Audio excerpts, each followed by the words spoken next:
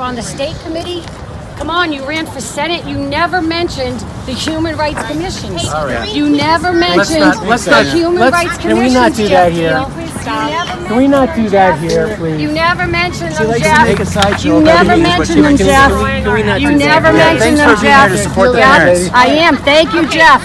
Thank you, Geoff. I'm asking. That's right, now I'm done. It's not political. I've already asked. I'm done. You're passing out business cards. No, you're the coward. Yeah, you are. Human Rights Commissions? Well, then you should be over here, Human Rights. You should be right here with us. Where have you been? He's been here. He's been speaking. You're afraid of me. He's been speaking. You are. You are. Join us. If you're Human Rights, join us. You guys, my kids are here. Could you Yeah, just that's make right. this I'm peaceful, done. please? Yeah, no, I'm done. This is I'm their done. first time. That's You're right. Human Rights. You should be all about That's this. done. No, I want her to join us. I'm trying to encourage her. Join us. On the same side. I thought that. Mr. Diehl, how you doing? Good, how you doing? Real quick, would you mind explaining to me what Diana Ploss's issue was with you? I don't earlier? know. Are you recording me right Yeah, now? I'm recording right now. Yeah, I don't know what her issue is. You had no idea what her issue was? Just want to know if you had any input on what problem she had with you. If you had anything to say about it. Nope. I'm here to support this group, and that's it. All right, thanks a lot. you very much. Appreciate it. We're doing some. Thank you to everyone who's showing up today. I want to reiterate, please leave the politics at the door. We are all here on all parties and no parties.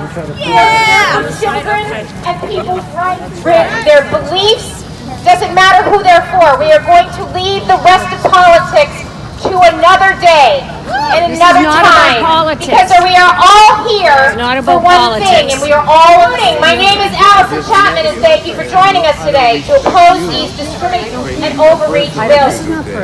H2411, an act relative to vaccines and preventing future disease outbreaks.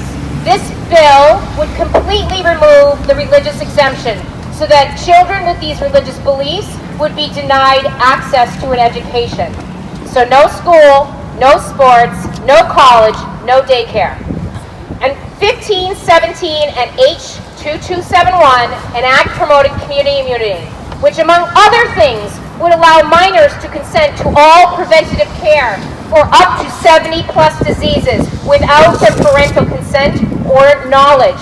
So basically, the children who could not get their ears pierced, take an ibuprofen, or have their pictures taken, or get into the state house without a signature from the parents will now be able to make their own medical decisions, where the physician doesn't even need to know what their mental capacity is. They created a constitution that did not state unalienable rights. The pastors rode on horseback across Massachusetts telling the people in their churches to vote against this royal constitution that would protect the government and not the rights of the people or their choice.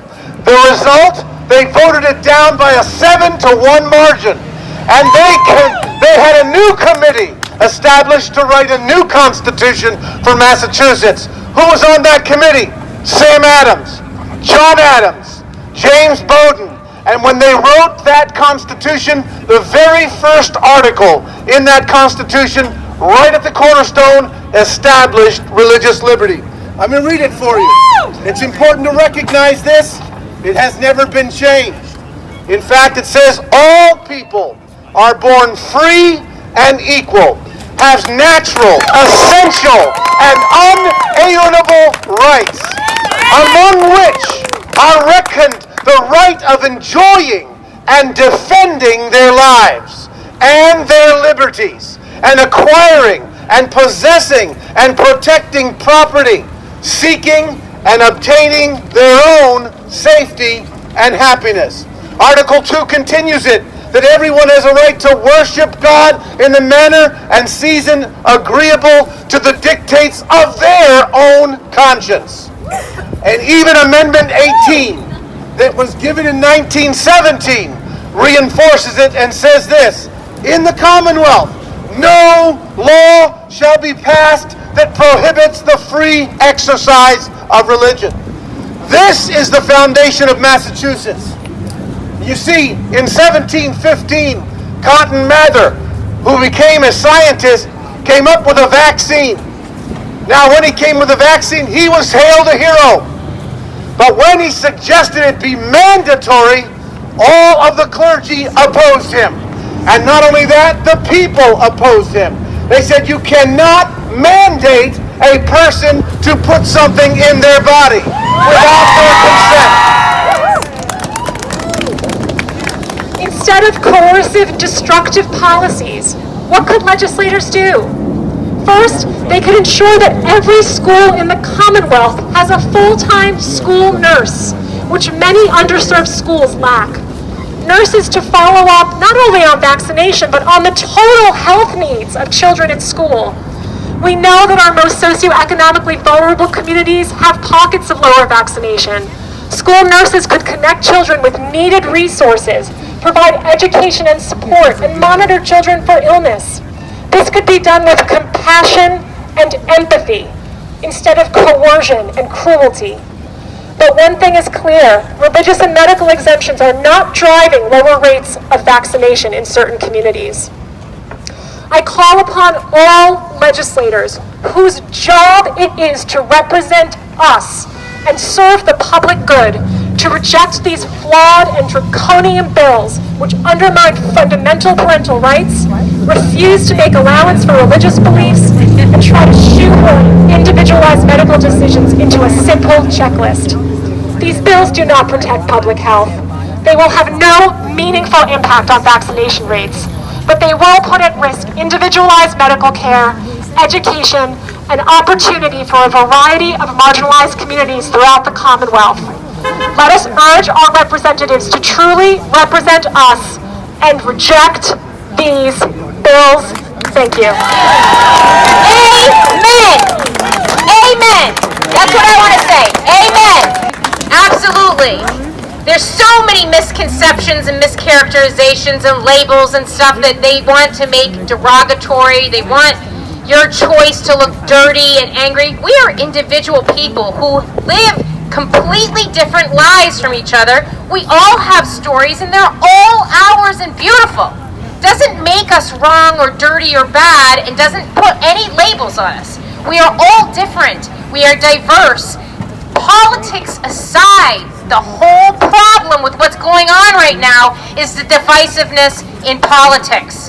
We need to end the divisiveness and come together. My daughter has a medical exemption ever since her diagnosis, as her pediatrician determined, although the vaccine did not cause the medical issues, it would be detrimental for her health to receive any further vaccinations.